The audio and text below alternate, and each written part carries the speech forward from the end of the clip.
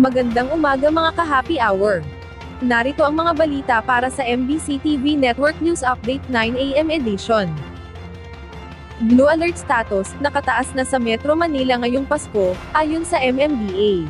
Nakataas na sa Blue Alert status ang Operations Center ng Metro Manila Disaster Risk Reduction and Management Council. Ayon sa Metropolitan Manila Development Authority, epektibo ito simula ngayong araw, hanggang January 6. Ibig sabihin nito, aktibo ang kalahati ng puwersa ng Office of Civil Defense, at iba pang ahensya ng pamahalaan sa Metro Manila, sa pangunguna ni MMDA Chairman Attorney Don Artes. Sa pulong ng MMDRRMC, tinalakay ang mga posibleng insidente tuwing holidays tulad ng sunog at pag-ulan, kasama na ang mga hakbang para sa maagang paghahanda sa Pista ng Itim na Nazareno sa Enero. Nakaantabay na rin ang mga kasamang ahensya ng MMDRRMC, upang magbigay ng tulong kung kinakailangan. Samantala, simula bukas, bisperas ng Pasko, suspendido ang number coding sa Metro Manila hanggang December 25, gayon din sa December 30 hanggang January 1, 2025.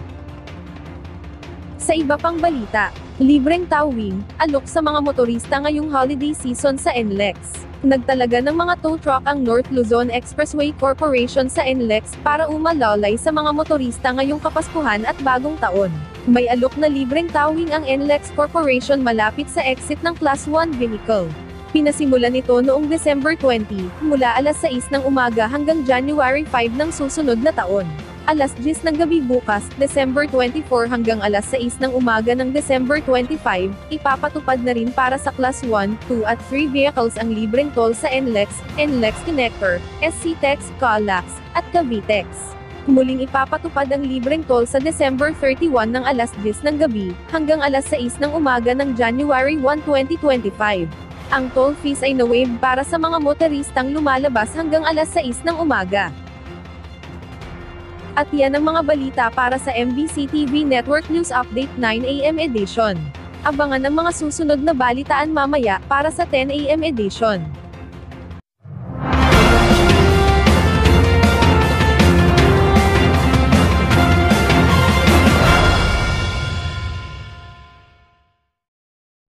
Mga ka-happy hour, kung gusto mong manood ang mga balita sa MBC TV Network News Update, mag-subscribe sa aming YouTube channel, i-like ang aming Facebook page, at i-follow sa aming TikTok account.